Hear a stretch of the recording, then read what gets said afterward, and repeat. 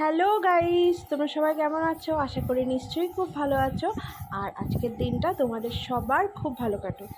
আর আজকে জানো তো, আমি বললাম যেহেতু অনেক গরম পড়েছে, কদিন ধরেই এই কাজটা করছি। বলছি সকাল সকাল বড়মশাইকে বলেছি বাজার করে নিয়ে আসতে, সকাল সকাল রান্না করব। দুপুরবেলা রান্নাঘরে নো এন্ট্রি, কোনো মতেই রান্নাঘরে ঢোকা যাবে না। আর সেই জন্য দেখো, যেমন কথা তেমন কাজ। সকাল সকাল বাজার করে নিয়ে এসছে। এই যে আজকে চিংড়ি মাছ পাচ্ছি, চিংড়ি মাছ দিয়ে পাট শাক দিয়ে রান্না করব। এই দেখো, চিংড়ি মাছগুলো বেশ বড় বড়, খুব ভালো লাগছে চিংড়ি মাছগুলো বাছতে। এইদিকে মনে হলো চিংড়ি মাছ বাছতে বাছতে যে আমার ডালে ফোড়ন দিতে হবে, তাই তাড়াতাড়ি করে হাত ধুয়ে এসে এই যে ডালে ফোড়ন দিতে এসেছি। আমার ডালটা টেনে যাবে, টক ডাল বেশি ঘন হয়ে গেলে ভালো লাগে না। আর সেই জন্য দেখো এখন এই যে ডালে ফোড়ন দিচ্ছি।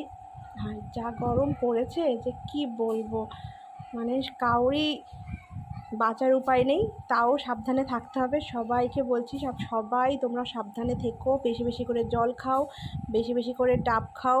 আর যদি প্রয়োজন পড়ে ঘরে থাকো, খুব প্রয়োজন না হলে বাইরে বেরিও না, প্রচণ্ড পরিমাণে রোদ এখন। তো বন্ধুরা, এই যে ডালটা ফোড়ন দিয়ে নিচ্ছি। তো এখন টাটা, সবাই ভালো থেকো।